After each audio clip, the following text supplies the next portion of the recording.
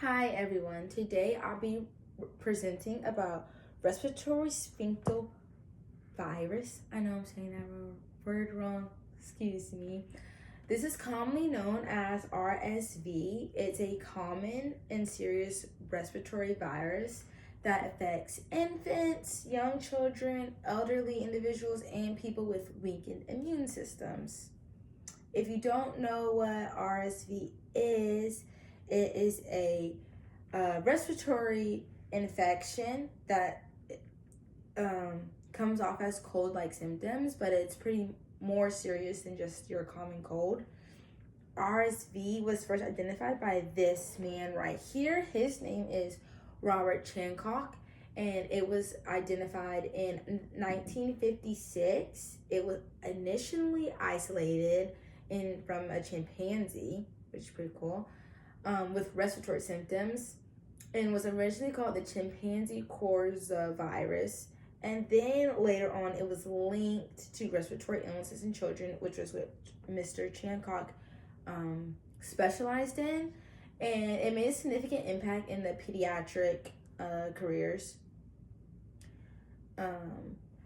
RSV is a single-stranded RNA virus, and it is enveloped, so that means it has a lipid bilayer membrane, and it has fusion proteins, and this helps the virus itself bind and enter the respiratory epithelial cells.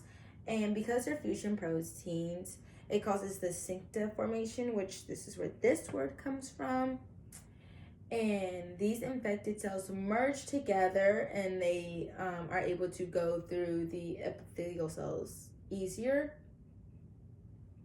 How RSV is transmitted and spread: it's spread from droplets from you coughing and sneezing, and direct contact like kissing children or kissing your grandparents, and contaminated surfaces. So if the virus was somehow on your shelf, and you go and touch things, that's how it picks it up. This is why people, I don't know if you can see, have little signs like this on their car seats and shows that says, please don't kiss the baby, no touching, especially during RSV season, cold season. It's because they can easily get it, and it can land them in the hospital due to its symptoms.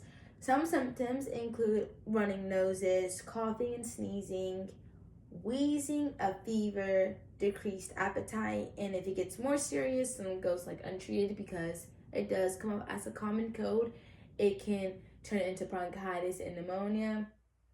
These symptoms typically appear 4 to 6 days after the infection already happened, so it can just come as cold, and then it turns pretty serious pretty quickly in most cases, especially for, I know I've said it for infants, but infants specifically under the age of 6 months, it can require hospitalization.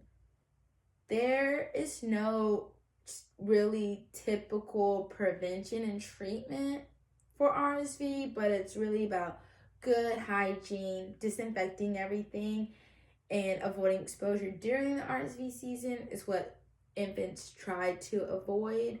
It is hard, especially because kids go to daycare. This is, if you know, my daycare picture.